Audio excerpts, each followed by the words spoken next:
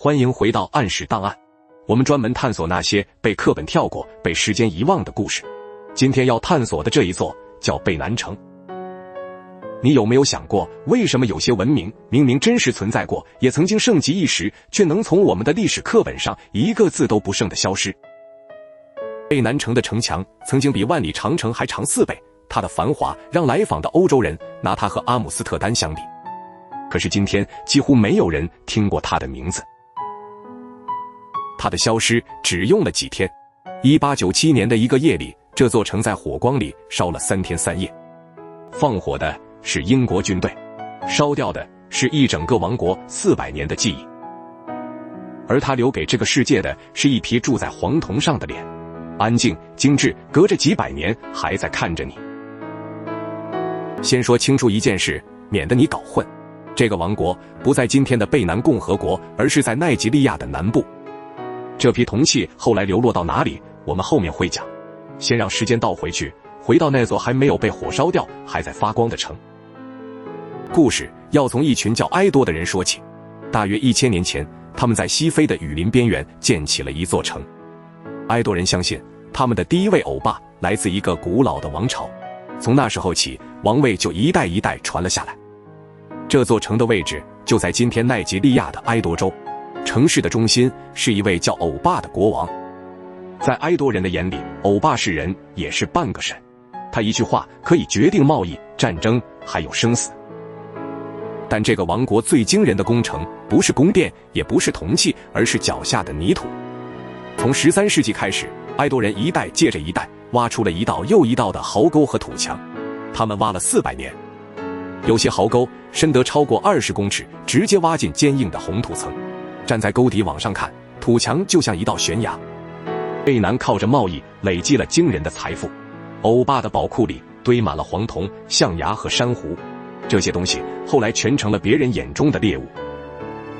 整座城以王宫为中心，一条条大道像车轮的辐条向外散开，每一区住着不同的行会和家族。完工的时候，土墙和壕沟的总长超过16000公里，它圈住了城市，也圈住了外围上百座村子的农田。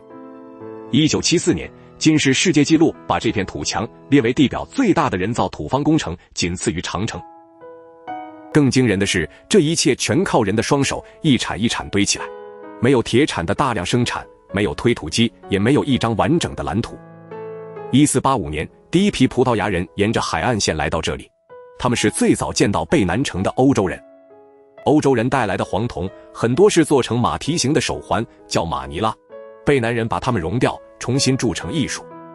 有趣的是，这些葡萄牙人自己也被铸进了浮雕版里。长胡子、戴头盔、拿着火枪，成了贝南历史的一部分。他们没有想到，在雨林的深处会有一座这么大、这么整齐的城。很快地，贝南和葡萄牙做起了生意。贝南卖出胡椒、象牙和布料，换回欧洲的黄铜。而正是这些黄铜，后来被铸成了惊动世界的艺术。又过了200年，一位荷兰人留下了一段很详细的描述。他写下的贝南城让后来的人都不太敢相信。他说，城里有宽阔笔直的大街，一眼望不到尽头。街道两旁木造的房子一排排盖得整整齐齐。那位荷兰人还特别提到，城里几乎没有偷窃，人们夜里不锁门。街道干净的让他印象深刻，屋子里打扫得干干净净，墙面磨得发亮。王宫大的像一座欧洲的小镇。这位荷兰人把眼前这座城直接拿来和当时的阿姆斯特丹相比，在他眼里，贝南一点都不逊色。还有记载说，一入夜，街边就立起高大的金属灯，烧着棕榈油照明，那是一座入夜也不黑的城。光是欧巴的宫廷就住着上千名官员、侍卫和工匠。这里与其说是王宫，不如说是一座城中之城。这座城的繁荣不是靠运气，它背后是一套严密到近乎苛刻的分工。铸铜的、雕象牙的、打铁的，各自住在自己的街区，每一种手艺都自成一个行会。而这些行会全都只为一个人工作，那就是欧巴。谁家能铸铜，谁家能碰象牙，都由王宫说了算。而在王宫的深处，埃多人做了一件让后世震惊的事，他们把整个王国的历史一块一块铸进了金属里。铸铜的技术是行会最高的机密，外人不能学，工匠也不能随便离开自己的行会。埃多人没有我们熟悉的那种文字，没有字母，没有纸，也没有卷轴。在铸铜的季节，整条伊贡街日夜炉火不息，敲打黄铜的声音从早到晚没有停过。可是他们有黄铜，还有一双世界顶尖的手，他们用金属做出了自己的史书。铸铜的行会叫伊贡埃隆姆文，他们的手艺一代传一代，传了600年没有断。他们的做法叫脱蜡法，先用蜂蜡捏出模型，外面包上粘土，再烧掉蜡，留下一个空腔。融化的黄铜倒进空腔，等它冷却，再把外面的壳敲碎。一个模子只能做出一件作品，想再做一件，一切都得从头来过。就用这个又慢又不能出错的方法，他们铸出了成千上万块浮雕板。有的板子上是欧巴骑在马上，有的是乐师吹着长号，还有的记录着猎豹的王家仪式。贝南人还用象牙和黄铜做出豹子、公鸡和蟒蛇，每一种动物的背后都是一则王权的象征。每一块板上都凝固着一个场景，一场典礼，一次出征，或者一位贵族的位阶高低。这些板子一块块钉在王宫的木柱上，走过那条长廊，就像翻过一整个王朝的相簿。对埃多人来说，看懂这些板子就像我们读史书，哪一年打了胜仗，哪一位贵族升了官，全刻在上面。对一个没有文字的宫廷来说，这就是用金属写成的档案室，每一根柱子都是一页。除了浮雕板，还有一颗颗铸铜的头像，那是历代欧巴的脸，摆在祖先的祭坛上，一代看着一代。每个头像的脖子上都住着一圈高高的珊瑚珠，在贝南，珊瑚珠是权力的象征，只有王室能戴。为了纪念伊迪亚，欧巴设立了王太后这个尊位，从此母亲的地位被注进了整个王国的制度里。其中最有名的一件是一位王太后的象牙面具，她叫伊迪亚，曾经帮儿子打赢一场关键的仗。欧洲人来到这里的时候，自己都还很难铸出这么精细的铜器。文艺复兴时代最好的工匠看了，大概也得点个头。可是后来欧洲人回过头却说，非洲没有历史，也没有艺术。这句话很快就会被自己打脸。他们一边这样说，一边把这些铜器一传又一传地运走。当时的欧洲正忙着瓜分非洲，把非洲说成野蛮，没有文明，刚好给了殖民一个方便的理由。时间走到19世纪末，一切都变了。英国的商船沿着西非海岸一路往内陆推，面对机枪，贝南的战士并没有一哄而散，他们拿着长矛和旧式火枪，硬是顶了好几天。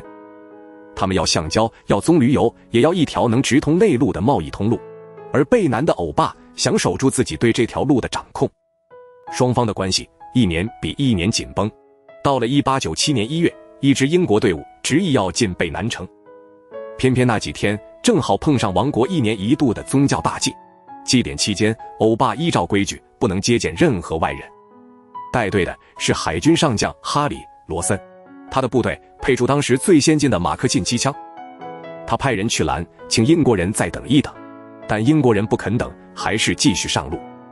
半路上，他们在一处叫乌格比内的地方遭到了伏击，一整支队伍几乎全部被杀，只有2个人活着回去。从海岸到贝南城，这支部队走了9天，沿路的村庄和防线一个接一个被突破。消息传回伦敦，英国要的是报复。1个月后，1200名士兵带着火箭炮和机关枪朝贝南城压了过来。王国的军队挡不住这样的火力，几天之内城就破了。接下来发生的事，在短短几天里改写了这座城的命运。士兵冲进王宫，把柱子上的浮雕板一块一块拆了下来，祭坛上的铜头、象牙、法器成箱成箱的被搬走。他们一共搬走了大约3000到5000件铜器和象牙，这是一整个王国400年攒下来的家当。然后他们放火烧了这座城，400年一铲一铲堆起来的一切在火里垮了下去。2月18号，贝南城陷落，士兵花了好几天把王宫里的东西搬得一干二净。欧巴欧旺拉姆文被抓住，流放到远方的卡拉巴尔，他再也没能回到自己的城，最后死在那里。那些被搬走的铜器运回了英国，而为了支付这场远征的开销，他们被拿去拍卖。一锤又一锤，贝南的记忆被敲散进了世界各地的博物馆。接下来，事情有了一个很讽刺的转折，这些铜器本来是被抢去证明非洲落后的，可是欧洲的学者一看到，全都愣住了。铸的这么好的东西，怎么可能出自一个他们口中没有文明的地方？就在同一年，第一批贝南铜器出现在了大英博物馆的展柜里。一批被抢来的铜板，反而逼着整个欧洲重新去想一个问题：他们到底误会了谁？到今天，这3000到5000件贝南铜器散在100多间博物馆里，大英博物馆、柏林、纽约都收着它们。从伦敦到柏林，从波士顿到维也纳，贝南的脸散落在一座又一座陌生的城市里。光是大英博物馆一家就收着将近1000件，它们被放在玻璃柜里，离故乡隔着一整片海洋。而在奈及利亚，这座城本身也慢慢被抹掉了，王国被并进了殖民地，土墙在城市扩建里一段一段被推平。有位英国专家看完，公开承认这些铜器的水准不输给欧洲最好的作品。课本翻过去，这一页常常是空白的，很多人一辈子都没听过贝南城的名字。不过，这个故事还没有结束。这些年，越来越多的声音开始要求把贝南铜器还回去。2022年，德国答应归还上千件，英国的一些学院和博物馆也开始交还手上的收藏。2023年，奈及利亚更进一步，把这些铜器的所有权正式交还给了欧巴。对很多奈及利亚人来说，这些铜器不是古董，而是祖先。他们回家的那一天，很多人红了眼眶。2021年，英国的亚伯丁大学和剑桥一所学院率先把手上的铜器送了回去，一件一件，他们正走在回家的路上。奈及利亚也正在盖一座新的博物馆，准备好好迎接他们。而当年住他们的那条街伊贡街，今天还在打铜，同一种手艺，同一个行会，一路传了600年没有断。今天的欧巴埃武阿雷二世正准备把这些回家的铜器重新安置在王宫里。当年放火的人烧掉了一座城，却没能烧掉这件事。一个王国可以被攻破，可以被拆掉，甚至可以从课本里被删掉。伊贡街上的铸铜工坊如今被列进了世界文化遗产的名单，600年前的那把火还在那里烧着。但只要还有人记得它的名字，它就没有真正消失。这座城叫贝南城。今天，当尘雾散去，那些回到故土的铜脸又重新望着自己出生的土地。贝南的故事提醒我们一件事：历史从课本上消失，不代表它没有发生过。如果这支影片让你对贝南多了一点认识，顺手按个赞，也点个订阅。有你的支持，我们才有力气再去挖下一座被遗忘的城。